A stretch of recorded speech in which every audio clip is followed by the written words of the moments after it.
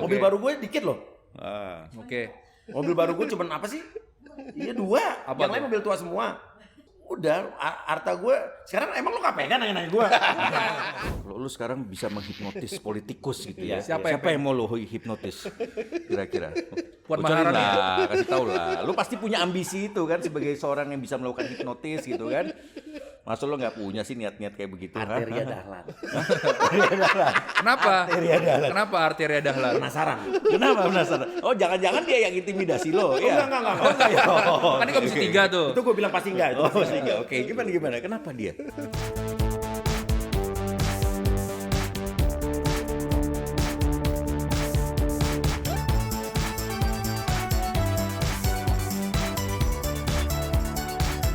Halo, jumpa lagi sama kami dari tim Tempo di acara Bocor Alus Politik.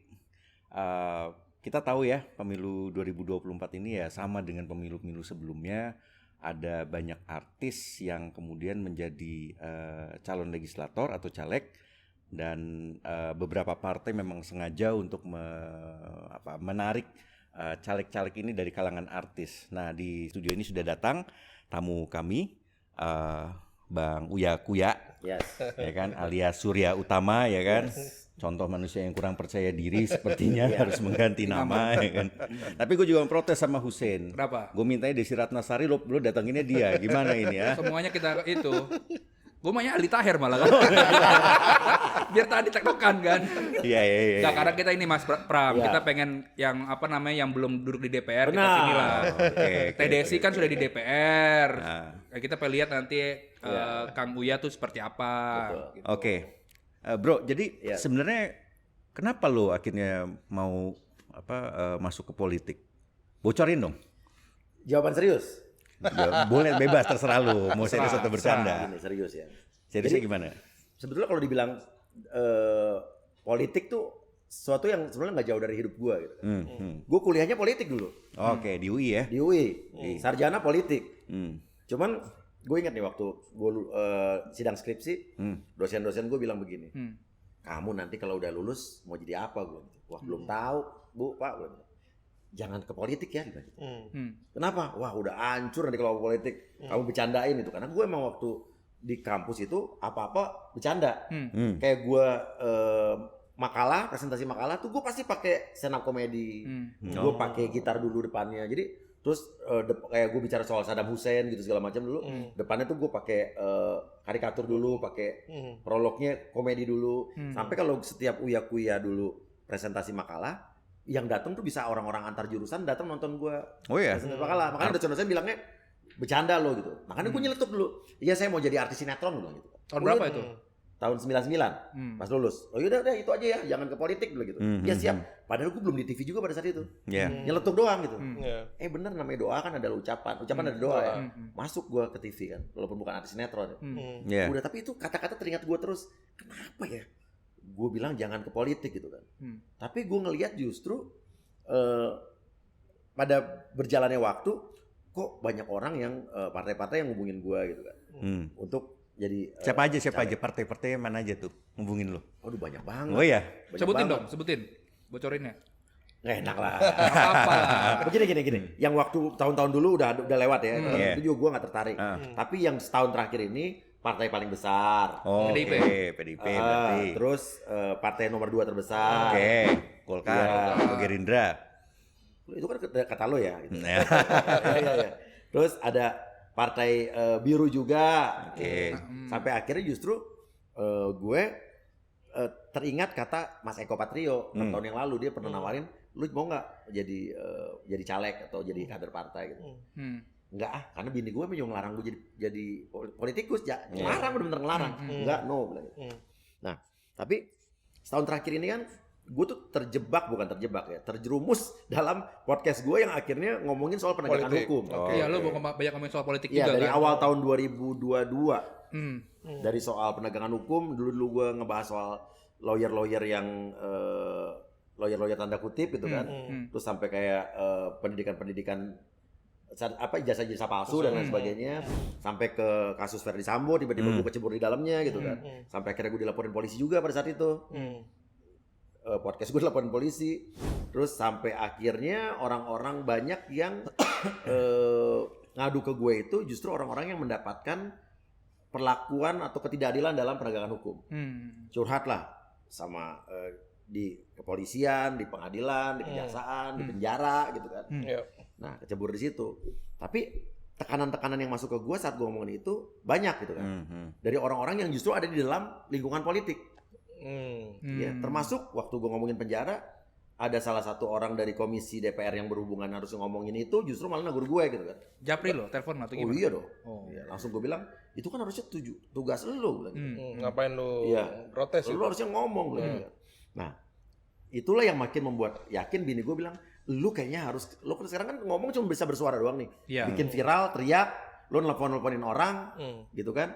Akhirnya ada kasus selesai, ada kasus yang enggak. Tapi kalau misalnya lu ada di dalam kan yang orang lo yang lo teleponin biar kasus itu selesai kan orang-orang yang ada duduk di politik kan, di dewan dan lain sebagainya, di kementerian. Harusnya lo ada di situ. Udah bilang, lu dulu nggak setuju gue masuk politik. Kayaknya enggak deh. Justru bini gue kayaknya menurut gue gara-gara gue dilapor-laporin polisi. Makanya dia berpikir lu masuk aja deh. Nah lu udah kecebur nih. Biar kebal hukum gitu jadinya. Bukan juga. Kan partai kebal hukum bro. Oh iya ya gitu ya. Anggota DPR. Anggota DPR kan bukan sembarangan. Ada hak imunitasnya itu kan. Nah sebetulnya itu ya. Akhirnya gue pikir iya juga ya. Nah akhirnya waktu gue ditawar-tawarin partai-partai tadi, gue datang nanya Mas Eko. Mas Eko ingat nggak 6 tahun yang lalu lu bilang kalau misalnya lu berubah pikiran hubungin gue. Gue bukan mau masuk pan ya. Gue cuma main ngomong doang. Gue cerita. Terus habis itu ya udah gue temuin sama Pak Jul Kifli Hasan gitu. Ketum ya. Ketum. Ketemu. Kapan tuh ketemunya? Akhir tahun. Akhir tahun 2022. Wah, cepat juga dong berarti ya, prosesnya. Akhir tahun. Akhir tahun. Karena sebelumnya waktu dulu gue awal PAN berdiri, gue baru lulus kuliah, gue tuh termasuk pengurus terranting duren sawit dulu. Oh berarti lu PAN. Ini kok. Orang lama. Tapi abis itu udah cuma setahun 2 tahun. Punya KTA nggak lu? Bang. Zaman dulu harusnya punya. Oh iya. Waktu awal-awal PAN berdiri.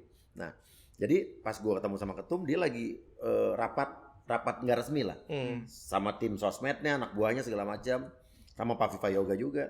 Gue lihat pas saat diskusi ada gua, ada mereka, gue diikutin duduk di situ. Bahkan internal kan. Tapi anak buahnya tuh bisa ngomong, Pak begini Pak nggak setuju gitu. Asik nih gitu. Terus tiba-tiba gue iseng jawab Pak kayaknya tadi menurut Bapak nggak begitu deh, gue bilang gitu. Menurut saya nih dari kacamata saya harusnya begini-begini, bilangin. Oh ide yang bagus tuh ya. Coba itu dijalanin. Gue bilang gue orang luar aja bisa diterima, jadi kayak egaliter gitu. Jadi nggak otoriter. Nah gue banyak ngelihat ketum-ketum lain mungkin ya, yang kalau gue ada di partai-partai lain gitu, mungkin gue akan dibungkam. Suara gue akan dibungkam. Mungkin podcast gue nggak bisa seperti sekarang. Nah gue berpikir kayaknya ini deh. Walaupun itu PAN partai tengah gitu kan, cuman gue kayaknya cocok di situ. Ya. Itu awalnya, tapi belum jadi caleg. Iya kan? Masuk dulu, udah masuk aja kader dulu. Nah ditawarin caleg tuh di kira-kira awal tahun kemarin di Februari ya. Sebelum gue berangkat ke Amerika tuh, ya caleg. Oke deh, gue pikirin di mana ya, Jawa Barat kalau di daerah kelahiran gue gitu. Terus udah seiring berjalannya waktu, pas sebelum 2 bulan yang lalu, malah gue bilang kayaknya lu DKI 2 deh cocok. Lu nggak protes? Apa? Nggak protes dipindah dapil? Sebetulnya DKI 2 kan kata orang bilang dapil neraka, dapil itu susah. PAN aja nggak ada orang yang duduk di situ gitu. Ya. Tapi nama besar semua loh. Tapi mungkin karena ngelihat perjuangan gue selama ini kan, justru gue banyak membantu para tenaga kerja dan pekerja-kerja migran di luar. Mungkin hubungan dengan itu. Dan orang-orang DKI mungkin lebih rasional ya melihat perjuangan-perjuangan orang-orang seperti gue gitu. Kayaknya gue lebih masuk ke mereka gitu. Tapi ya udah gue terima, namanya gue tugas ya, tantangan pasti gue terima lah. Dapil neraka jadi nggak jadi ya udah nggak apa-apa. Tapi kalau gue nih, gue nggak jadi DPR pun perjuangan gue tetap akan sama seperti sekarang. Tetap ya. Tetap sama. Dan ini satu pembuktian. Waktu kemarin gue ngomongin soal penjara. Yang itu yang anaknya menteri itu yang terlibat itu atau gimana? Penjara. Akhirnya kan isu itu ya. Orang-orang larinya ke isu itu kan. Intinya gue ngomong soal bobroknya penjara. Banyak orang-orang yang menelepon gue dan juga ada beberapa yang mengintimidasi gue soal konten itu kan. Suruh take down. Nah tapi gue 3 hari berturut-turut gue jalan sama Pak Zul ke Papua. Lu manggil dia Pak atau Bang? Bang Zul. Oh Bang Zul, oke. Iya. Ya, kita juga punya abang di sana, jangan lupa. GM itu kan pendiri PAN juga ya. Bang GM dulu ya. GM itu Gunawan Muhammad. Pendiri PAN dia. Oh gitu ya. Terus gue ngetes nih, dia ngomong nggak gue, pasti ke dia juga pasti masuk banyak, pasti masuk. Oh suruh, Uya Iya. suruh take down Iya. YouTube-nya tuh. Tapi dia nggak ngomong sama sekali. Oh, Nggak ngomong sama sekali. Cuma pas hari ketiga dia cuma ngomong, ya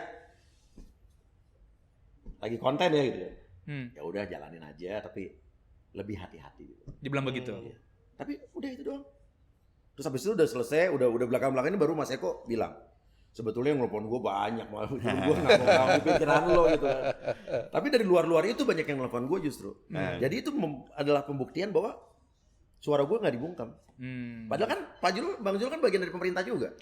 Dari selama setahun ini banyak kok gue yang mengkritik sosial gue sama oknum-oknum ya. Tapi gue tidak diganggu tuh sama sekali. Maksudnya tidak dibungkam buat lo nggak jangan ngomong gitu. Nah itu yang membuat akhirnya gue ada di Partai PAN. Gitu. Di PAN. Dan sampai sekarang pembuktiannya so far masih gue merasa Bang Zul itu egaliter, dia juga membebaskan kader-kader untuk berjuang dengan cara masing-masing gitu kan. Kurang lebih itu yang membuat gue nyaman. ya. Siapin modal berapa lu? Modal. Iya. Sampai sekarang PAN tidak memberikan gue uang sama sekali. Pribadi Lu berapa? sendiri, Lu sendiri. Gue sendiri nggak banyak. Nah ini enaknya artis. Orang kan bilang gini, caleg artis bisa apa sih? Justru menurut gue, Iya itu banyak. caleg artis itu membuat biaya politik jadi rendah. Sekarang orang pada nanya, kalau gue sosialisasi ke warga nih, silaturahmi ke warga, sekali ketemu 100 orang sampai 500 orang. Gue nggak ngumpulin orang loh. Gue cuma ada orang-orang, Uya mau ke sini gitu. Orang-orang pada nanya nih caleg-caleg lain, berapa lo ngumpulin warga? Pakai duit berapa? Kagak ada. Paling kalau misalnya selesai, orang-orang keamanannya, satpamnya gue kasih duit rokok doang. Ah masa sih? Terus gue tanya, emang lo berapa? Gue sekali ketemu aja bisa keluar 1,5 juta sampai 2,5 juta. Per orang? Enggak, Per satu titik. satu titik Yang itu. ketemu paling 40 orang. Nah, intinya artis itu diuntungkan dengan itu satu. Biaya politik jadi tinggi. Jadi rendah. Enggak tinggi. Terus udah gitu. Kalau misal bisa dibilang ngomong sama warga, politikus nih yang bukan dikenal, ngomong sama orang mau sosialisasi, mau edukasi. Kalau orang bukan artis, orang datang kalau nggak dibayar juga nggak mau. Kalau nggak ada uang capeknya, belum tentu juga didengerin, pasti ngantuk. Tapi kalau artis gue datang, gue ketawa-ketawa dulu, orang rame. Terus gue ngomong soal edukasi kemarin soal penipuan online, edukasi soal terowongan scam kerja di luar negeri. Mereka setengah jam bisa dengerin gue loh, masuk ke mereka. Artinya kan artis tuh sebetulnya punya Tingkat penerimaannya lebih luas, lebih tinggi gitu ya. Jangan negatifnya, positif juga. Saat dia melakukan tugas edukasi, sosialisasi, lebih didengar sama rakyat. Karena yang paling dekat sama rakyat apa? Artis. Politikus-politikus itu ngomongnya serius, belum tentu masuk otak mereka. Tapi kan lo belum tanding bang. Kalau tanding kan ya kita nggak bisa politik uang macam-macam. Pasti gimana lo? Faktanya kan seperti itu politik kita. Nah makanya sekarang gini, secara politik gue edukasi yang gue kasih ke masyarakat setiap gue turun. Gue tanya warga, Bu, bagaimana kalau nanti pas pemilu ada orang ngasih amplop isinya cepet, pego 200.000 gocap, suruh milih, terima jangan katanya gitu kan, pada munafik. Gue bilang terima, bego aman gak terima, terima Bu. Lo kenapa? Emang ibu minta? Enggak ya. Dosa nggak terima? Enggak, ibu nggak minta. Nggak akan dosa Bu. Yang dosa adalah misalnya mereka ngasih, nyuruh mereka nyoblos, ibu nyoblos, ibu coblos itu dosa. Namanya ibu disogok, disuap. Itu nggak boleh. Gue kasih tahu ke mereka. Jadi ambil. Misalnya besok ada lagi ngambil sampai 3 amplop, ambilin Bu. Tapi dipilih jangan. Pinter berarti kan? Kenapa jangan? Karena orang-orang yang begitu adalah orang-orang yang nggak akan mikirin rakyat. Nggak akan peduli. Ibu dia ngerasa udah, gue udah dibayar ini. Ngapain gue mikirin rakyat? Dia cuma mikirin keluarganya sama gimana caranya balikin modal sama bayar utang. Begitu Bu ngerti. Oh iya. Gue kasih tahu sama kalangan level masyarakat apapun, setiap gue datang gue kasih tahu. Atau jangan-jangan tadi lu nyebut angka itu biar lu siap-siap tuh nanti tuh di akhir pemilihan kan biasanya harus ada amplop gitu tuh. Bener, itu setuju. Banyak orang yang bilang begitu. Lu bakal pakai serangan fajar nggak lu? Iya. Sampai sekarang gue nggak tahu ya. Sampai sekarang gue bilang gue nggak perlu itu. Dan gue nggak mau ngelakuin itu. Ngapain buang-buang duit? Lu ada rencana ganti nama gak sih? Udah ke PN Jaksel kan? Udah kan? Gue persama nama. Jadi gue kan pakai nama Surya Utama. Tapi gue udah bersama nama Surya Utama adalah orang yang sama dengan Uya Kuya. Cuman gue sekarang masih tetap pengen Surya Utama itu. Jadi nama lu sekarang berubah nggak? Intinya gitu sebenarnya. Masih Surya Utama. Masih Surya Utama. Kalau di podcast dari tahun lalu udah Surya Utama. Sebelum ke politik emang udah sama Tuhan udah di. Karena gue bilang ini dulu. Kenapa podcast gue dari tahun setengah yang lalu Surya Utama? Karena gue bilang sama tim gue. Gue kalau misalnya Uya Kuya kan taunya ngeprank, gimmick dan lain segala macam. podcast gue kan dulu udah mulai serius-serius kan. Udah Surya Utama aja. Itu kayak udah pertanda. Jadi udah kayak dari tahun lalu kayak udah ditunjukin ke situ gitu. Jadi Ini bukan dadakan baru sekarang. nama lu nanti di surat suara tuh apa? Surya Utama. Surya Utama aja atau Surya Utama dalam kurung Uya Kuya. Boleh gitu dalam kurung ya? Karena kan gue udah persamaan. Bersamaan. Udah Nih, dari bulan lalu. Lu kayaknya nggak pede nih lu Apa? pakai nama Surya Utama aja. Belum pede. Padahal tuh kan nama itu kan doa dari orang tua lu. Makanya kemarin kan katanya Once juga ngerubah nama. Dia ngerubah nama, bener ngerubah. Gue nggak ngerubah, sama nama dalam kurung. Oh iya. Di dapil lu artis siapa lagi nanti Maji? Lawan lu nanti dari partai lain tuh? Kayaknya nggak ada ya di dapil gue. Nggak ada. Tapi ada Hidayat Nur Wahid ya. Ada Nur Wahid, ada ini Menteri Tenaga Kerja Ida Fauzia. Ida Fauzia, di Ida situ, Fauzia. iya. Pesaing gue justru politikus-politikus dan juga Nama gede ya. Nama Nama-nama besar, nama besar. gede Lu gitu. lu punya strategi apa nih ngadepin mereka nih?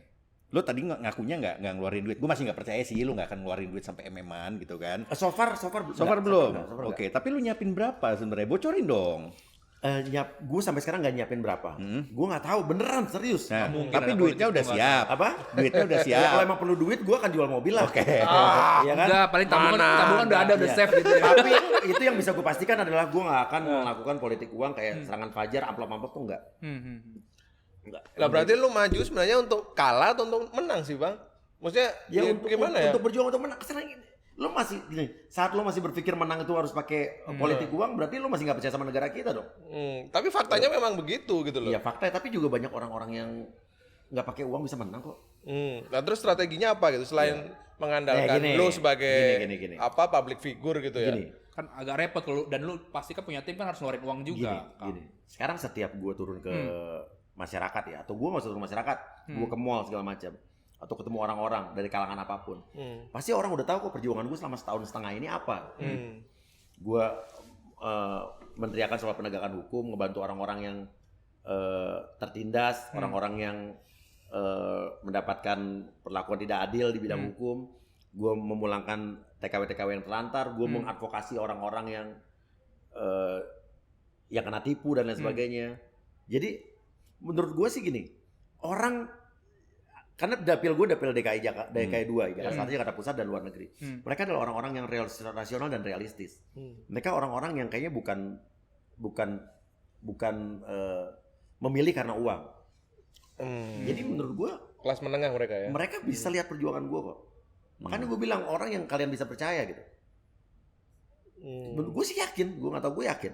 Tapi gini Kang, Iya. teman-teman kami kan banyak juga dari politikus ya. Iya. Ada beberapa caleg yang memang niatnya seperti Akang Iya. itu, nggak mau politik uang di akhir. Iya. Pada akhirnya di 2019 kemarin itu nggak Iya. terpilih. Padahal Iya. di awal sudah Iya.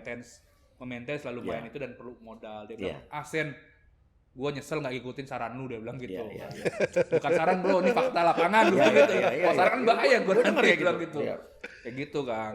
Belum lu nanti masih harus bayar saksi ya kan? Oh enggak ya. saksi, Kalau itu tim. kalau saksi itu paling biaya pokoknya kayak gitu. Apa namanya, saksi. alat kampanye Iya, segala iya, macam iya. gitu-gitu. Saksi gue setuju saksi. Pasti akan keluar biaya saksi. Iya. Kemarin kami ngitung-ngitung ya, kalau misalkan pakai itu bisa sampai 15 M lah untuk Enggak. DPR RI loh. Menurut Minim gua ya. 3 sampai 4. Menurut gue paling biaya yang gue keluarin nggak sampai 2 M, nggak sampai 3 M. Karena gue artis. Nah, Biaya politik gue rendah. Gue ngumpulin warga aja nggak pakai duit kok. Tapi kan lu ngasih uang makan minum di situ kan? Maksudnya Enggak. nggak lu kasih makan minum gitu? di situ? Enggak. Malah kalau gue datang, ini demi Allah ya. Kayak kemarin gue datang ke Cidodol kemana. Gue datang itu dikasih makan sama mereka. Ini beneran. Oke, lu udah pilih masuk partai nih. Lu bilang dulu nggak tertarik dengan politik. Bukan kata tarik, lebih tepatnya Ya lu tidak menjauh diizinin lah diri ya, gue. nggak pengen lah ya. Terus Iya. kemudian akhirnya lu milih untuk gabung ke partai, jadi Iya. caleg pula. Karena mau nggak mau, kalau mau jadi caleg lo harus gabung ke partai kan. Ya oke. Iya, iya. Pertanyaan gue, lu udah masuk ke partai, terus kemudian lu ngajak bini lu pula masuk ke partai gitu. Iya, Kenapa nggak satu aja gitu? Kenapa harus 2? Gini, Sepaket nih. karena kan orang yang udah ngikutin gue dari dulu ya, tahu kalau gue berjuang tuh berdua bini gue. Berjuang sama berdua bini gue pasti. Ngurusin apa? Ngurusin mau TKI, mau ngurusin orang yang kemarin, contohnya nih, 3 bulan yang lalu ada Mbak Vini dari Cirebon yang anaknya diperkosa sama bapaknya sendiri dari umur 9 sampai 11 tahun. Yang perkosa bapaknya itu adalah polisi intel di Cirebon. Jaksa penuntut umum 15 tahun. Hakim cuma kasih vonis nggak sampai 2 tahun. Otomatis dia tidak di PTDH. Iya. Kita suarakan, kita bersurat kemana-mana segala macam. 3 minggu yang lalu telepon Astrid banding jadi 20 tahun Ultra Petita. Kayak gitu-gitu yang ngurus kita berdua. Emang gue berjuang makanya, tapi Astrid kan waktu gue masuk politik langsung Astrid ditawarin. Tapi dia bilang gue nggak mau, gue dampingin Uya aja, dampingin Uya. Tapi pas kemarin 2 minggu sebelum pendaftaran terakhir ke KPU, dia memutuskan bilang dibujuk terus kan, iya deh oke. Yang bujuk ya Pak? Lu juga termasuk yang bujuk? Enggak sama sekali. Siapa yang bujuk? Ya, Bocorin dong. Orang-orang partai lah. Orang PAN juga partai. pasti. Orang PAN lah, iyalah. Masa orang oke. PDI? Iya, partai dong. Iya. Gitu intinya. Dan orang melihat kok apa yang kita perjuangkan gitu. Tapi bukan cuma gimmick semata gitu. ya tapi kan nggak bisa ya lepas bahwa artis nyalek Iya. itu ya nggak ada isinya lah kira-kira gitu. Lu gimana melihat ini? Gini. Artis nyalek pasti udah popularitas punya. Ya. Dia punya kelebihan yang mungkin biasa orang lebih nengok. Dia udah punya modal utama itu kan. Tapi artis tuh populer belum tentu punya elektabilitas. Banyak artis yang nyalek 5 tahun yang lalu nggak jadi, banyak banget kan? Banyak, lebih banyak yang nggak jadi daripada yang jadi. Jadi juga jangan underestimate artis dan juga jangan pasti juga artis Jangan bakal jadi. overestimate ya. Iya, jangan underestimate dan overestimate jangan. Karena artis itu populer belum tentu punya elektabilitas. Orang yang punya elektabilitas sudah pasti punya kapasitas. Intinya kan tergantung kapasitas artis itu juga kan. Orang yang punya elektabilitas sudah pasti punya kapasitas. Iya. Belum tentu juga sebenarnya ya kan. Enggak, secara nggak langsung kalau kita bicara artis, kita bicara artis. Coba sekarang ada nggak? Sekarang gini gue nanya sama lu. Iya. Nah, ini kan ada beberapa artis ya. Lu jujur aja dah. Iya. Bocorin ke kami nih. Pendapat lu gimana soal kinerja mereka sih? Yang udah jadi. Iya, Yang udah jadi DPR. Gini. Ini mulai jadi politikus nih, ya kan? Nah, gini-gini Sana gitu muter berarti sini nih, yang mikir aman, dulu, yang bulat aman, nih yang jawabannya Ngerti? nih. Nggak, maksud pertanyaan lu kan adalah artis ini cuma pendulang suara di partai, vote getter doang apa enggak gitu? Ya, kan? bukan. Kinerja mereka gimana menurut lo? Gue bicara nggak usah jauh-jauh, orang yang ada di partai gue dulu deh. Ya. Ya. Eko Patrio sama Desi Ratnasari contoh. Di partai lain lu pernah lihat nggak ada artis yang jadi ketua DPW?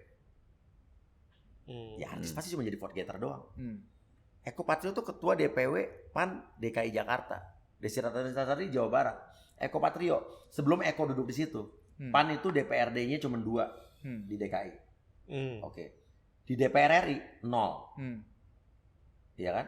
0. Eko duduk di situ, ya kan?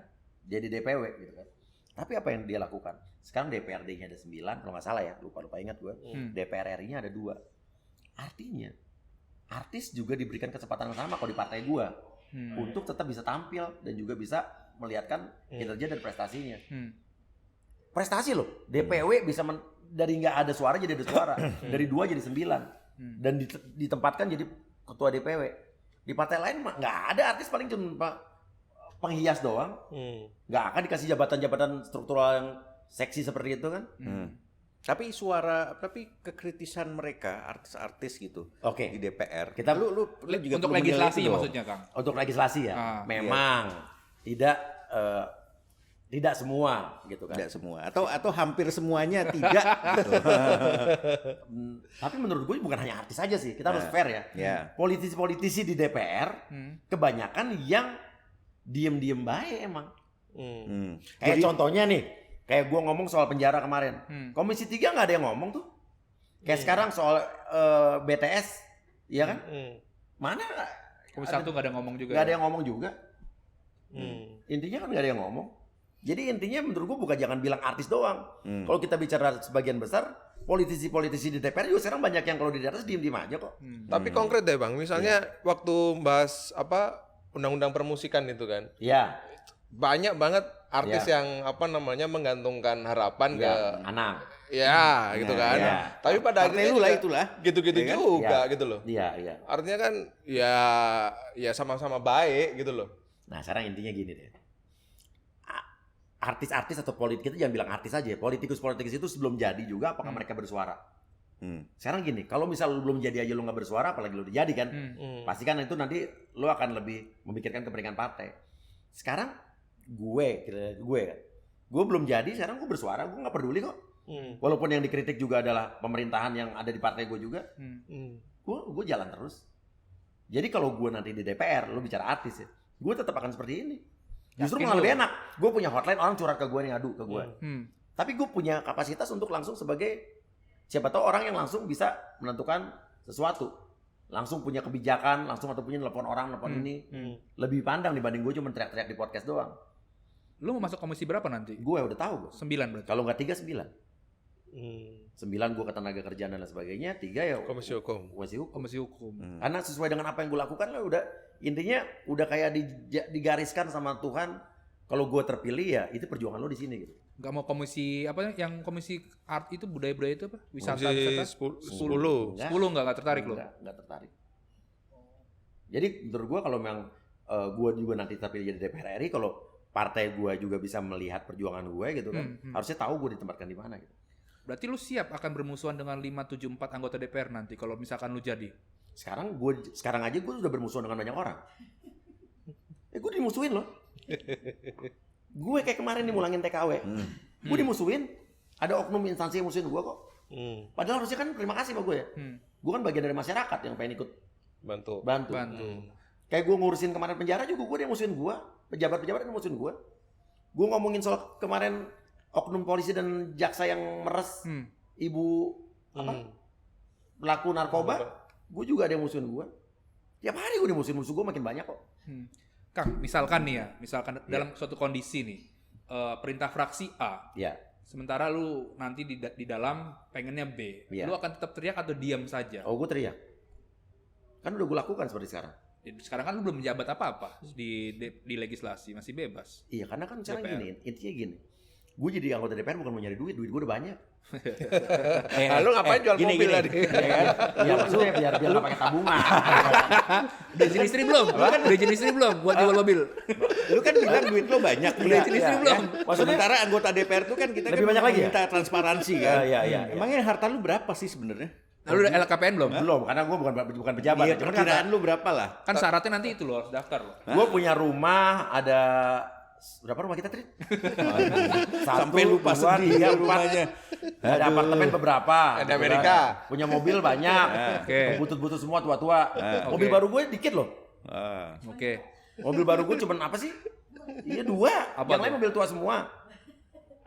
Terus udah harta gue. Sekarang emang lu KPK nanya-nanya gue? Syaratnya KPU itu nanti kalau udah jadi lu harus LKPN. Iya pasti. Tinggal lu siapin dari sekarang. Iya udah kan gampang. Berarti kira-kira berapa tuh? Apa? Kira-kira berapa tuh? Ya adalah ada lebih dari 1 M lah. Lah buat kampanye aja udah siap 2 M. Ya pastilah. Tapi intinya gue untuk kampanye nggak akan minjem duit intinya gitu. Iya. Kan kalau misalnya untuk kampanye minjem duit, gue harus mikirin gimana cara balikin duit. Iya. Ya jadi kalau gue nggak jadi juga nggak akan stres. Makanya kenapa gue bilang gue nggak akan banyak-banyak ngeluarin duit. Biar nggak stres. Karena gue juga jadi DPR ini juga nggak jadi beban. Ini jujur nih, demi Allah nih. Waktu kemarin gue ngomongin soal penjara, ada orang yang sempat mengintimidasi gue juga, ya soal ini. Karena berkaitan dengan dibilangnya berkaitan dengan partai gue, gitu kan. Gue sampai bilang begini, kalau misalnya PAN nyuruh gue diem soal ini, gue keluar dari PAN, gue nggak jadi anggota DPR juga nggak apa-apa, nggak jadi nyalonin. Gue jawab begitu kok. Jangan-jangan kasus penjara itu yang bikin lo nggak mau masuk PDIP? Kan gue baru kemarin. Penjara kan baru bulan ini. Ya kali aja ya kan sempat Kan Menkumhamnya dari dulu. Iya. Menkumhamnya Teman-teman PDIP teman-teman gue banyak nih. Nih gak selalu tahu ya. Apa? Waktu kasus Sambo dan lain sebagainya, yang paling banyak datang podcast gue adalah orang-orang PDIP loh. Itu yang membuat orang gini, waktu gue kasus-kasus yang membicarakan kasus-kasus tahun lalu itu justru banyak orang-orang politisi datang ke tempat gue yang gitu, lu harus jadi DPR, lu harus mengencourage gue buat ke situ. Dan mereka baru tahu, oh gue sarjana politik, oh Uya Kuya ternyata bukan tukang gimmick doang gitu kan. Gitu intinya sebetulnya. Lu nanti akan tetap cat rambut gini? Kalau boleh ya iyalah.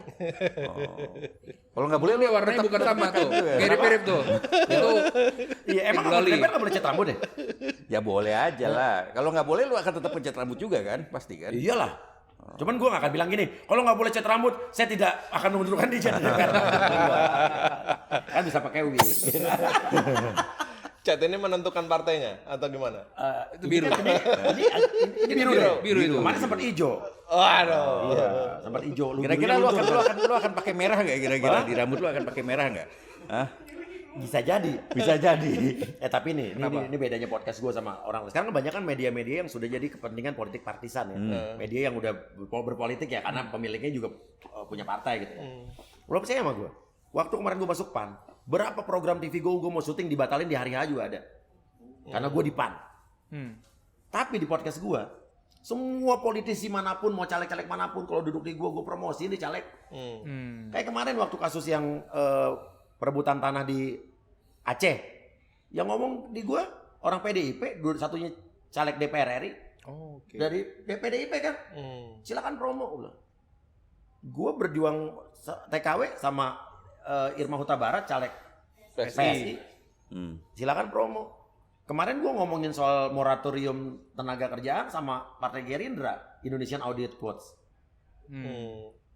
Kalau gue oke. Lu kan sekarang PD nih, bakal jadi ya, pasti ya kalau gue ngeliat. Gue harus yakin. Lu harus yakin. Ya, tapi apa namanya, lu sendiri punya perasaan gak sih bahwa lu sebenarnya hanya dimanfaatkan oleh partai untuk ngambil suara? Lu famous gitu kan, popularitas lu tinggi gitu, dan mungkin lu merasa lu punya kemampuan untuk menjadi seorang anggota DPR ya kan, yang tentu saja itu nanti masih harus kita buktikan gitu. Lu boleh klaim sekarang, tapi nanti harus kita buktikan ke depan. Nah, dengan kondisi itu lu nggak merasa lu dimanfaatkan oleh partai? Enggak lah. Enggak.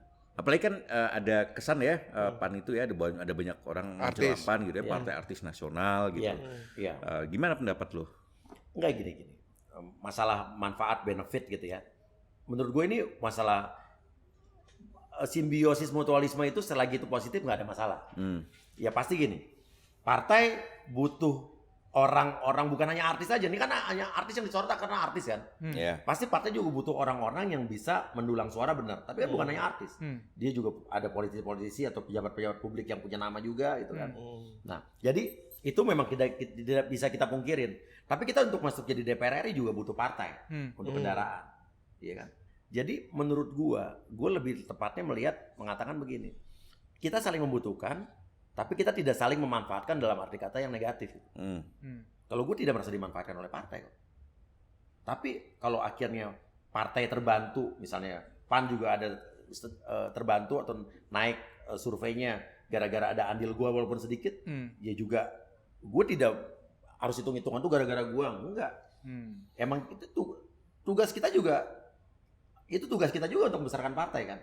Nah, lu dulu kan pernah di PAN ya, pernah jadi pengurus. Iya, awal-awal. Bukan pengurus EC lah. Iya, pengurus EC. Kenapa lu dulu gabung PAN? Apakah karena ada Amin Rais di situ atau ada tokoh-tokoh era reformasi lain? waktu itu? Iya, pada saat itu reformasi karena kan dulu tahun 98 kan gue juga turun ke jalan. Apain lu waktu itu? Demo lah di Senayan itu. Sampai DPR, sampai di dalam gedung DPR. Dari Depok. Nah, intinya gue bergerak juga gitu kan situ dulu. Dan nah pada saat itu kan PAN itu kan sebagai tokoh-tokoh reformasi. Ya pada saat itu gue tinggal di Duren Sawit. Ya orang-orang situ, yuk masuk partai, gue masuk aja deh. Jadi pengurus, ikut rapat kok di RW, dekat RW. Tapi udah cuman setahun 2 tahun habis itu kan gue tiba-tiba lulus kuliah malah jadi artis jadi tokoh kan. Jadi udah hilang gitu. Kenapa lu dulu kan ada tokoh reformasi ya, ada persoalan tokoh reformasi. Nah, sekarang kenapa lu nggak malah masuk ke Partai Umat? Kenapa lu milihnya PAN? Ada Amin Rais lu di situ. Enggak, gue nggak sejalan sama Amin Rais sekarang. Oh gitu. Iya. Apa yang membuat lu nggak sejalan sama Amin Rais? Gue nggak suka politik identitas. Ya tapi semua juga melakukan itu bukan politik identitas. Terserah mereka masing-masing. Tapi PAN menurut gue enggak. PAN modern, dia egaliter seperti gue bilang, semua mendapatkan persamaan, dan ibaratnya PAN membebaskan kader-kadernya atau caleg-calegnya untuk berjuang dengan cara masing-masing. Iya, itu membuat gue di PAN. Bang, soal vote getter ya, nyambung Pram tadi bahwa ini menurut gua ya, partai itu harusnya menjadi tempat kaderisasi yang bagus gitu kan. Tapi dengan menarik orang-orang seperti lu, vote getter seperti lu, artinya kan kaderisasi nggak jalan gitu. Mereka orang yang dari bawah, yang dari ranting kayak lu, pendidikan gitu kan. politik pun nggak jalan itu. Lama-lama harusnya itu yang kemudian jadi, tapi malah merekrut vote getter, artis, atau siapapun lah. Jadi lu ada keistimewaan lah buat lu ada gitu privilege. Lu caleg beasiswa juga bukan? Beasiswa maksudnya apa tuh? Partai-partai lain caleg beasiswa, misalkan potensial, dimodalin lah untuk APK-nya segala macam. Gue nggak dimodalin. Beneran nggak dimodalin. Nah soal apa kaderisasi menurut lu melihat ini gimana? Gimana tuh? Pendidikan politik. Kaderisasi itu memang penting karena gue waktu gue masuk kan gue sekolah politik kok. Gue sempat ikut sekolah politik. Sempat ada pendidikan politik, sekolah caleg. Gue ikut. Dan menurut gue kaderisasi itu memang penting. Penting. Tapi kan tidak menurut gue ya, tidak semuanya orang yang mengikuti kaderisasi juga orang yang capable atau punya kapasitas. Bener nggak? Pada akhirnya menurut gue, kalau pemilu ini misalnya pemilu masih terbuka ya, orang akan memilih dan gue akan memberikan pendidikan politik. Tugas gue berikan pendidikan politik sama orang buat memilih orang yang dia yakin bisa dipercaya. Gitu. Gue percaya bahwa caleg-caleg kita atau orang-orang yang akan duduk di legislatif adalah orang-orang yang benar-benar dipilih oleh rakyat. Kan Dewan Perwakilan Rakyat. Jadi menurut gue bukan bicara soal orang dia udah kaderisasi berpuluh-puluh tahun sama orang yang baru masuk, ya kan? Menurut gue intinya adalah orang yang dipilih itu ada orang yang punya kapabilitas atau at least dia setidaknya dipercaya oleh orang buat dia duduk. Ya selanjutnya kan, kalau misalnya ternyata udah dipercaya duduk ternyata dia nggak ngapa-ngapain atau dia ingkar gitu kan, ya silakan demo aja orang. Nah lu tadi udah nyinggung tuh. Sekarang kan masih sistem terbuka. Kalau lu tertutup, lu masih all out nggak? All out. Yakin lo? Gimana caranya all out-nya? Gini, perjuangan gue ini kan sekarang bukan perjuangan karena gue nyalek atau jadi partai kan, udah lama nih. Udah dari dulu gue ngelakuin ini. Jadi kalau tiba-tiba nih tertutup, artinya kan orang akan mencoblos logo gambar partai. Tapi kan gue tetap caleg nih. Nomor 1 lagi ya? Nomor 1. Ya gue akan bedanya mungkin. Nanti gue akan turun kalau dulu turun adalah Surya Utama, ya sekarang gue berarti atas nama partai PAN aja. Orang lihat perjuangan gue ada di PAN. Kalau lo pengen gue duduk di situ, ya lo pilih PAN. Nah tapi PAN ini ya udah mengeluarkan sikap dari kemarin-kemarin bahwa walaupun ini tertutup, mereka akan tetap terbuka murni. Dalam arti kata, mereka akan melakukan survei, lembaga survei dan lihat orang yang benar-benar kerja, orang yang benar-benar turun, dia yang akan jadi dipilih. Iya. Kalau sendiri gimana pendapatnya sistem terbuka dan tertutup ini? Oh, gue nggak setuju kalau tertutup lah. Kenapa? Kalau gini, kita kalau tertutup tuh ibaratnya kayak beli kucing buduk dalam karung ya. Bukan kucing lagi, kucing buduk dalam karung. Kucing buduk lagi ya? Iya. Berarti politik buduk-buduk semua nih. Apa? Orang-orang nyalek buduk-buduk semua. Duduk nomor 1, ya, nomor 2 itu buduk-buduk. Banyak buduk-buduk gitu semua. Ya. Iya kan. Tapi at least kan kalau misalnya kucing buduk dalam karung tuh lebih ngagetin lagi kan. Pas dibuka ternyata buduk gitu kan. Nah, sekarang gini, kalau misalnya pemilu tertutup, artinya kan partai yang menentukan siapa calegnya. Calegnya itu adalah orang-orang yang pasti punya nomor urut 1. Apakah dibilang ini? Kalau politik tertutup, pasti kan alasannya biaya politik jadi lebih murah, money politik jadi nggak ada. Menurut gua nggak sama aja. Bisa aja nanti orang untuk menjadi di nomor 1.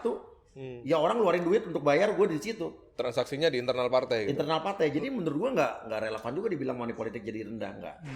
Tapi kalau misal terbuka itu kan ibaratnya satu penghargaan tertinggi buat pemilih. Kalau hak konsumen gitu ibaratnya ya, dia berhak milih langsung calon legislatifnya. Dan juga peran serta dari masyarakat untuk pemilu jadi pasti lebih terbuka lebar. Kalau misalnya tertutup, gue nggak ngerti lah, balik lagi zaman dulu tertutup partai yang dicolok gitu kan.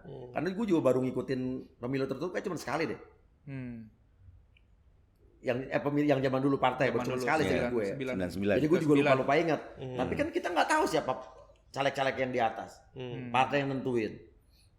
Tapi ya mungkin kalau tertutup kaderisasi di partai jadi lebih kuat. Berjalan ya. Klaimnya seperti itu. Iya. Cuman menurut gue demokrasi kita pasti mundur ke belakang. Kita nggak tahu siapa caleg-caleg yang dipilih. Kacau sih menurut gue kalau tertutup sih. Lu masih bisa hipnotis orang gak sih sekarang? Masih lah. Masih bisa. Masih bisa. Kalau lu sekarang bisa menghipnotis politikus gitu ya. Siapa yang mau lu hipnotis? Kira-kira. Puan Bocorin Maharani. lah, kasih tahu lah. Lu pasti punya ambisi itu kan sebagai seorang yang bisa melakukan hipnotis gitu kan. Masa lu nggak punya sih niat-niat kayak begitu? Arteria Dahlan. Kenapa? Arteria Dahlan. Kenapa Arteria Dahlan? Penasaran. Kenapa penasaran? Oh jangan-jangan dia yang intimidasi lo? Ya? Enggak. Oh, enggak ya. Kan ini komisi 3 tuh. Itu gue bilang pasti enggak. Oh pasti enggak. Oke, gimana? Kenapa dia? Menarik soalnya. Waktu perdebatannya kemarin sama Pak Mahfud MD itu menarik. Tapi Pak Mahfud juga pengen gue hipnotis.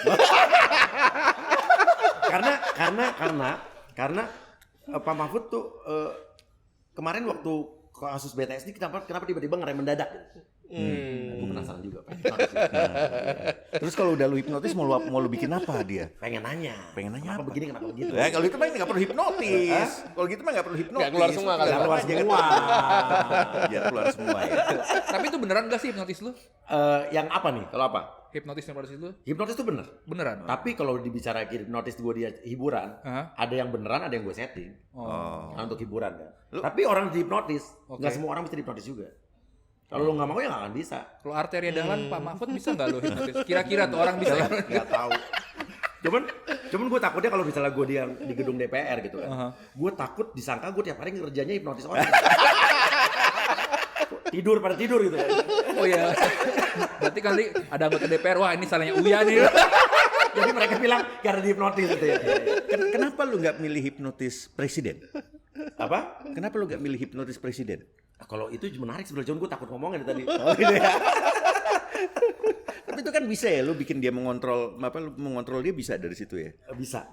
Nah kalau lu bisa melakukan itu pada seorang presiden, lu akan mengarahkan Jokowi ini ngapain?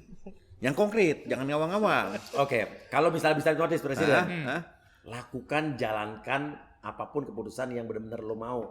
Jangan cuma karena takut. Oh berarti lo minta dia 3 periode dong kalau begitu. Apa? 3 periode dong kalau begitu. Emang lo yakin dia mau 3 periode? Mau banget. Nggak baca Tempo nih berarti. Baca Tempo lu. Nanti kalau lo jadi anggota DPR lo wajib baca Tempo. Tapi gue ngelihat nih, gue menganalisa ya soal pemerintahan rejim sekarang ya. Termasuk yang soal pemilu tertutup terbuka ini kan jadi rame nih. Gue ngelihat kok sekarang ini lebih pemerintah sekarang tuh lebih punya kecenderungan ya pola metode yang berulang. Kalau ada satu keputusan atau produk hukum atau apapun yang akan dibuat tapi udah ada potensi buat kontroversial, kayak cenderung ngelemparin asap ke dalam semak, ulernya keluar, dia tahu tuh siapa ular atau siapa yang berlawanan kan, ditebas-tebasin, nanti lihat reaksi masyarakat, baru buat keputusan. Lu lihat deh dari dulu. Cuman kecuali RUU Cipta Kerja mungkin. Ya itu tidak mengikuti reaksi masyarakat. Ajar-ajar aja ya. Itu lebih ke pengusaha menurut gue ya. KPK juga. Karena berhubungan dengan IKN. Iya kan. KPK apa juga dari BIN juga dulu gitu kok. Lo lihat deh. Tapi lo sepakat sama revisi undang-undang KPK gitu? Sama revisi undang-undang KPK. Kalau kita lihat ya. Dulu kan zaman waktu dulu Pak Mahfud tuh sempat orang-orang yang bicara soal itu kan. Tapi tiba-tiba waktu awal jadi Menko Polhukam, beliau kalau nggak salah malah orang yang pertama kali bilang bahwa banyak laporan dari laporan yang masuk ke KPK justru tidak dijalankan. Nah di saat itulah mulai banyak serangan-serangan terhadap KPK. Iya nggak sih? Iya. Iya. Narasinya seperti itu. Narasinya seperti itu. Tapi kalau menurut gua sekarang, kalau kita bicara KPK ya, gua agak melihat sebenarnya KPK itu kan gue tahu dibentuk tuh gara-gara mengadopsi KPK di Hong Kong, kalau nggak salah CIC ya. Dia untuk memberantas korupsi di kejaksaan, kepolisian, sama hakim. Berhasil. Tapi di Indonesia ini kan akhirnya sekarang KPK-nya juga polisi. Ya sekarang. Iya. Sekarang ini kan. Sebetulnya menurut gue nggak apa-apa sih. KPK-nya polisi asal memang dia benar-benar ya bisa menjalankan tugasnya dengan baik, tidak ada konflik ya. Sebetulnya nggak apa-apa kalau tidak ada konflik kepentingan. Ya. Cuman artinya sekarang nggak kalau dong. Kalau gue lihat gitu. Banyak konflik kepentingan sekarang. Menurut gue iya. Setelah revisi undang-undang berarti. Iya. Nah, tapi lu dulu mendukung atau nggak tuh revisi undang-undang? Bisa dibilang gue dulu sebetulnya awalnya setuju Pak Mahfud dulu. Tapi sekarang gue apa ya? Dengan adanya MK juga memutuskan 5 tahun tuh menurut gue juga agak aneh ya. Agak aneh karena kan misal 5 tahun artinya pajak kan kalau berakhir 2024 nanti kan. 2024 kan akhir ada di tengah tahun nih. Lo menyebutkan kalau berakhir berarti kalau misalnya belum tentu berakhir dong 2024. Iya 5 tahun berakhir kan tengah-tengah 2024. 2024 tengah-tengah kan Jokowi masih presiden. Berarti dia akan memilih KPK baru dong. Masa dalam satu kepemimpinan 5 tahun presiden memilih KPK 2 kali? Iya. Artinya menurut gue nggak setuju sih itu. Nah, kenapa jadi rentan disalahgunakan atau bagaimana? Oh iyalah, kepentingan politik pastilah. Lu sekarang melihat KPK sudah dibawa ke arah itu, kepentingan politik. Lu ngejebak gue. Oh, bukan. Lu kan mau masuk komisi 3 nih, kata lu komisi hukum. Belum. Kan belum punya imunitas. Iya, tapi kita siap-siap lah. Jadi lo menunggu hak imunitas baru berbicara nih kayaknya. Enggak. Menurut gue iya ya, karena gini. Ini gue melihat ya. Sorry. Tapi biar lebih aman gue bilang kita bicara negara Konoha. Gue melihat cenderungan ada di negara Konoha ini rezimnya ya. Pintu untuk korupsi itu dibuka selebar-lebarnya. Untuk siapapun. Oleh penguasa Konoha. Oleh penguasa Konoha. Di Konoha ya? Iya. Bukan di Indonesia ya? Iya. Oke. Di Konoha. Dan itu akan aman selama dia jadi koalisi. Aman. Tapi menurut gue itu adalah satu bentuk kayak strategi yang akan menjadikan orang-orang ini sandera politik. Saat koalisi ini jadi oposisi, iya kan? Maka dikeluarkanlah kasus-kasusnya. Jadi di sana ada Badan Pemberantasan Korupsi di Konoha itu kan, BPK. Yang dia akan melakukan ya di sebelum pemilu itu menindak orang-orang yang di oposisi, tapi mengamankan yang di koalisi. Nah, itulah di negara Konoha itu perlunya KPK itu bertahan sampai pemilu gitu, untuk mengamankan hal-hal seperti itu. Ini di Konoha. Itu kan aman ya di Konoha. Aman. Kang, berarti gini Kang, di negeri Konoha itu ada partai, bukan partai, kumpulan langit lah. Langit kan warnanya apa gitu kan? Biru. Nah, berarti bagian dari itu juga tuh apa? Partai langit, kumpulan langit itu bagian dari pejabat Konoha itu juga dong Kang? Yang dilindungi. Dan dilindungi. Saya no komen itu. Gak berani ternyata. Masih bisa geser ya nomor urutnya ya. Tapi nomor urut geser kok tertutup. Nah, kenapa sekarang gue juga jadi anggota DPR? Karena emang gue pengen lebih bisa membantu rakyat dan lebih bisa ada aksi nyatanya. Kalau sekarang kan gue cuma bersuara ngebantu telepon-teleponin. Kalau di sana kan gue bisa ngelakuin sesuatu. Orang curhat nih, langsung gue nggak akan hilangin podcast gue langsung bisa. Karena bidangnya kan bidang yang gue mau komisi 3 atau 9. Udah langsung gue tegasin dong, bisa telepon Bu Menteri, bener kan ada begini. Nah gue lebih dipandang dong dibanding artis. Lo percaya nggak? Gue tuh ngurusin begini, menteri semua kepala-kepala institusi apa banyak yang teleponin, ada yang nyaut, ada yang gerak, ada yang enggak, ada yang malah ngomongin gue di belakang. Ngomongin apa lo? Sok pahlawan, sok ngurusin begini, sok intervensi. Tapi kan kalau jadi DPR mau nggak mau mereka harus ngangkat telepon gue. Itu kayak dendam pribadi yang gue mau jadi DPR. Lu nggak ngangkat telepon gue, lu selama ini ngomongin gue nanti jadi DPR lu harus ngangkat telepon gue. Tapi pas gue udah jadi DPR kan mereka udah nggak menjabat juga. Itu saatnya tuh. Gantian lu. Ayo KPK tolong tuh orang. Kang, lu udah tahu belum pendapatan DPR RI berapa per bulan? Nggak tahu. Dan belum nyari tahu. Kenapa? Tapi gue udah tahu katanya DPR RI ada dana reses, dana yang harus dibalikin ke masyarakat sebetulnya. Ya pasti gue gini, kalau dana yang harus balikin ke masyarakat, gue pasti akan balikin ke masyarakat. Meskipun nanti lu misalkan katakanlah jadi dan teruji jadi, lu akan tetap menjadi aktris seperti ini atau gimana? Artis? Gini, gue kan waktu setahun terakhir ini udah mulai, kita harus masuk TV lagi kayaknya nih, kita udah susah duit nih kita ya. Karena kan pemasukan dari paling gede dari TV kan. Tapi pas awal-awal tahun kemarin, pas gue masuk PAN nih, awal tahun ini, gue di blacklist sama TV. Ada gue mau syuting hari ini udah mau berangkat tiba-tiba nggak jadi deh karena gue di PAN. Artinya kan itu udah pengorbanan gue juga. Tapi akhirnya gue mulai minggu depan nih, mulai lagi syuting di Antv. Garis tangan. Tapi kalau dulu gue sehari bisa syuting 4 episode, 4 program, gue paling sering cuma terima satu yang setiap hari, satu lagi yang mungkin semingguan. Udah itu doang. Karena kalau gue mau jadi anggota DPR, tapi gue syuting tiap hari juga banyak program, ya gue nggak akan bisa kerja buat rakyat. Sekarang kalau bisa dibilang kehidupan gue 80% di luar gue istirahat ya. 80% gue ngebantu orang, buat rakyat.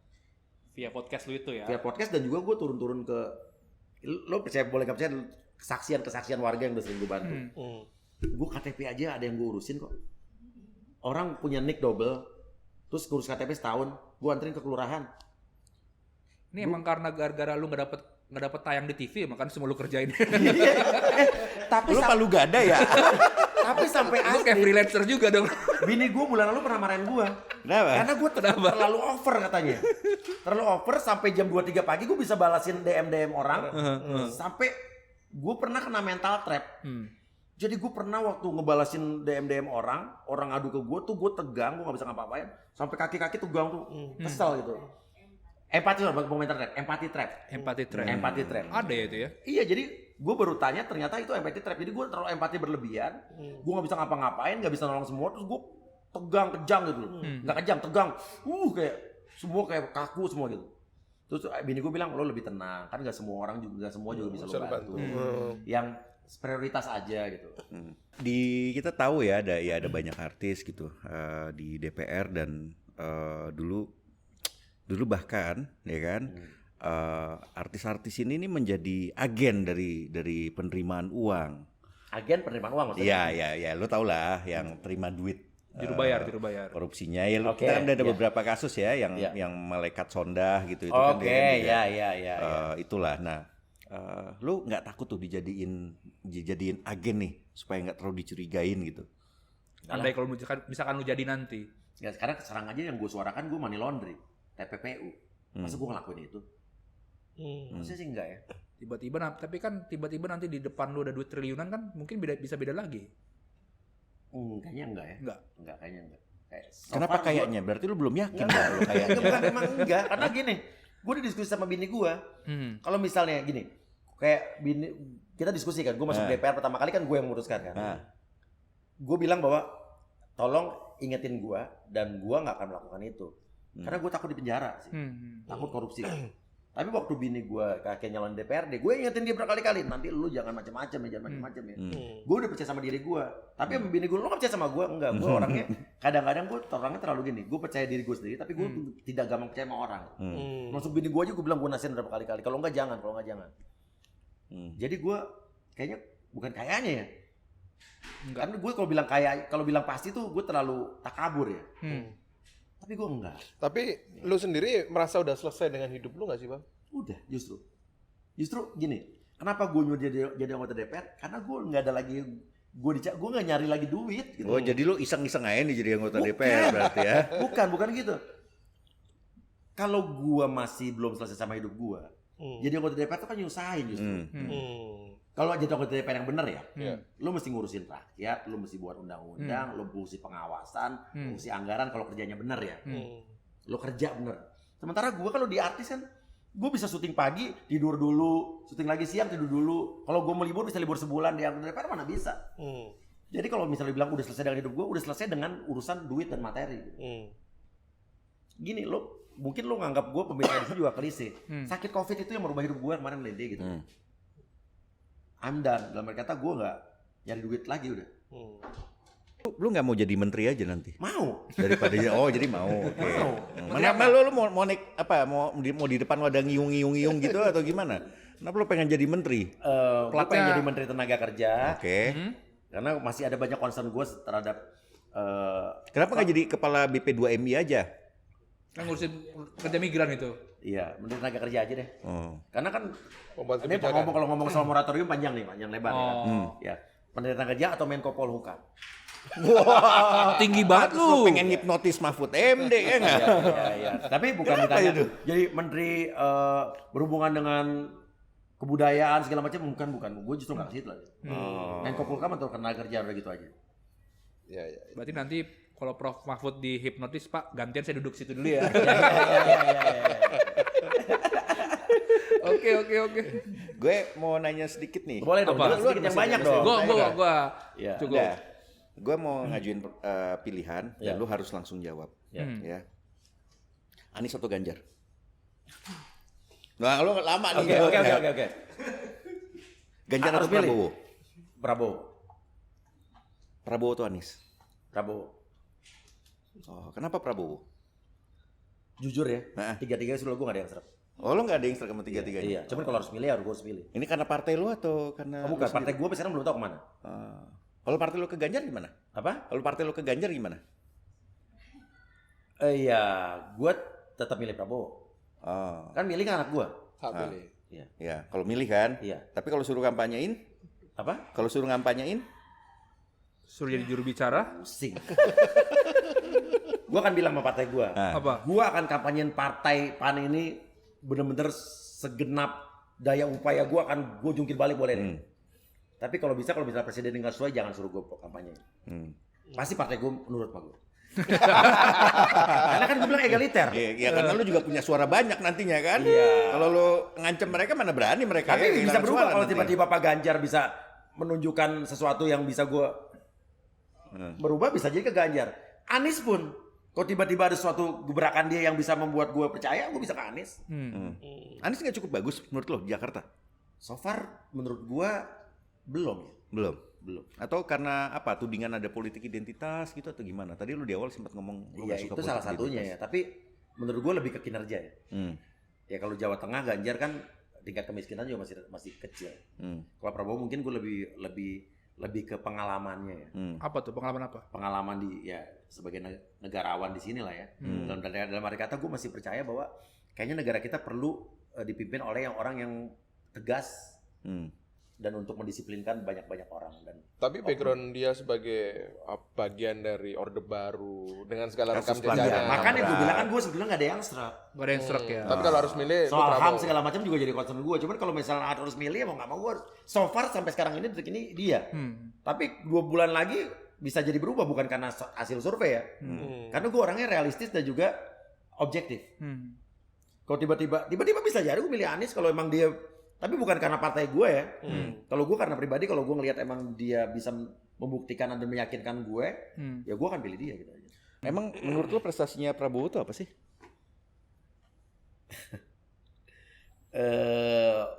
Gini ya, menurut gue, kalau Prabowo gue lebih lihat ke dia mungkin akan lebih tegas, lebih disiplin. Gitu kan. Tapi kalau kita bicara prestasi, semua pasti masih punya kekurangan. Ya. Makanya tadi gue bilang 3-3 sebetulnya gue belum ada yang serak. Cuman kalau disuruh milih ya pilihan gue dia tadi. Kalau ketemu mereka, lu akan hipnotis juga kira-kira tuh, supaya lebih tegas lagi. Kalau mau mungkin 3-3-nya kan biasanya ada debat tuh. Nanti ada era hipnotisnya. Kayaknya dari tadi nanya hipnotis kan Mas Pram terus kan. Dia kayak pengen hipnotis sama lu. Iya.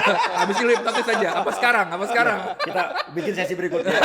Hipnotis, gue pengen tahu sebetulnya lu ke Ganjar, Prabowo apa ke Dan gue mau tanya Tempo itu sebetulnya gimana gitu kan? Oh, lo mau tahu Tempo kemana? Tempo nggak kemana-mana. Iya. Kami sama sekali tidak kemana-mana dan tidak akan kemana-mana. Gue akan pastikan bahwa Tempo tidak akan kemana-mana. Walaupun gue juga bukan siapa-siapa. Mirip sama lu lah. Kampret juga di partai gitu kan. Beda nasib aja tapi. Beda nasib. Paling ini mobil barunya 2 ya kan? Oke. Bang Uya Kuya, terima kasih sudah hadir. Terima kasih Kita juga ya. sebenarnya melihat bahwa artis itu juga punya hak untuk menjadi seorang caleg gitu ya, lepas dia akan kepilih atau enggak gitu. Nah, perkara nanti dia terpilih atau enggak, punya atau kinerja seperti apa, kita masih akan nunggu sampai dia benar-benar terpilih. Ya, makanya pilih. Biar tahu. Oke, sampai jumpa lagi di acara Bocor Alus Politik.